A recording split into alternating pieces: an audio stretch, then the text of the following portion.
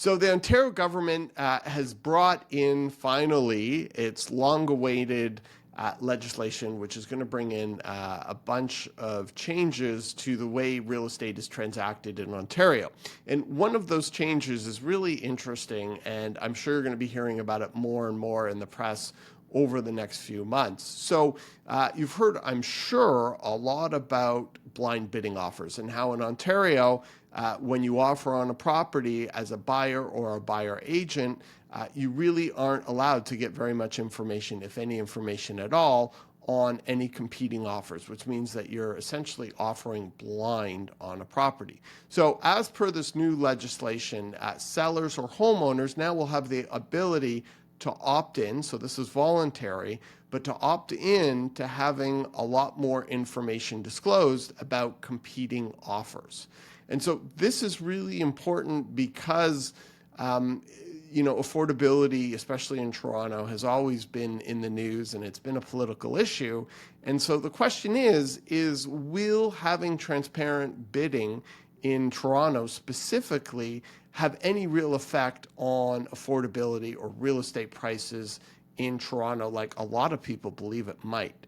So we're here to discuss that. My name is Ralph Fox, and I am the co-founder and broker of record of Fox Marin Associates, and we are a residential boutique brokerage, and we're located right here in downtown Toronto. So real estate by nature is very hyper-local. However, the purpose of this channel is really to discuss economic and macro and geopolitical events that may or may not have an impact on Toronto real estate. So if you're interested or you'd like to keep abreast of what might be around the corner in Toronto real estate, then please hit that subscribe button down below and you will be in the know.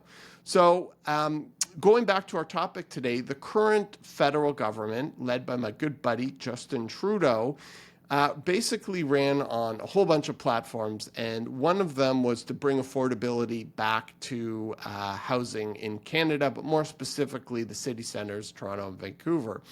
And one of the things that they were really hammering on as part of that platform was to ban, essentially, blind bidding under the premise or the idea that it was blind bidding that was making everything so unaffordable here in our fair city. So one really needs to ask the question, will blind bidding bring back affordability or even put a dent in it into Toronto real estate prices?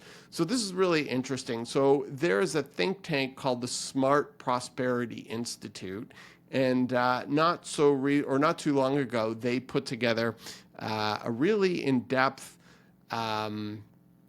study into looking at the impact in other countries of blind bidding and what that had on pricing. So one of the countries they looked at is Sweden, where blind bidding is banned.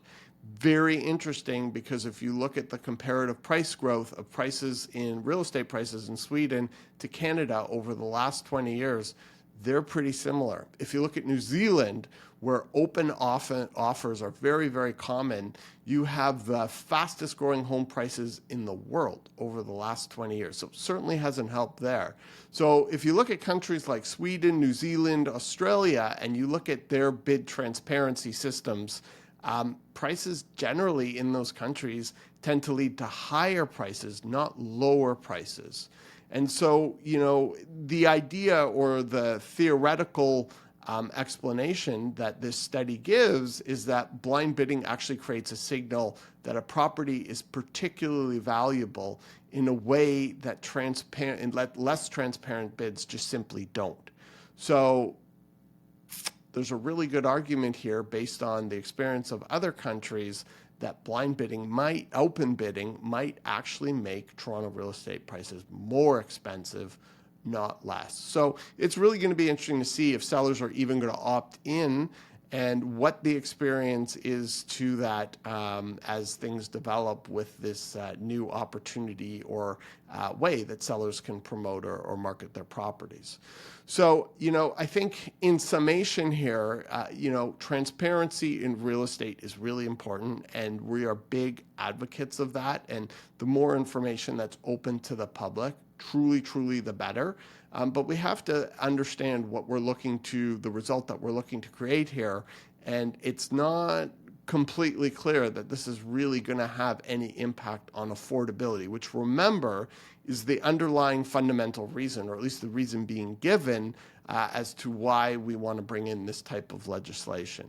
So, I think the key thing to really focus here on when it comes to making real estate more affordable in the GTA, we see the same narrative over and over again. It's foreigners, it's greedy sellers, it's corrupt realtors, it's the system, it's all of these things which, somehow out there's going to be this magic bullet that's going to be a solution to this. But the real fundamental issue, and the issue that nobody really wants to talk about, and we have been screaming about at Fox Marin for well over a decade, it's supply. It comes down to fundamentally supply. And to quote former President Bill Clinton, it's all about supply, stupid. And until we get that through our thick heads in the media and in the multiple levels of governments and in the voters who vote them in, we're never really even going to come close to having supply, especially under control, especially when you look at, the immigration and the population growth. 1 million last year in Canada, population growth, and it could be as high as 1.5 million this year in 2023. So until we open up supply, everything else in the name of affordability is really just going to be window dressing or a Band-Aid solution. So I'd love to see how things are going to play out, and it's going to be super interesting. Toronto real estate is never, ever boring, but don't really look for any of these new opportunities for sellers to sell their property, more transparency, as being some sort of opportunity for prices in Toronto to come down, because certainly that's just not going to be the case. I'm Ralph. I hope you love the content here. Please be sure to smash that subscribe button. And if you have any questions, comments, we'd love to hear from you.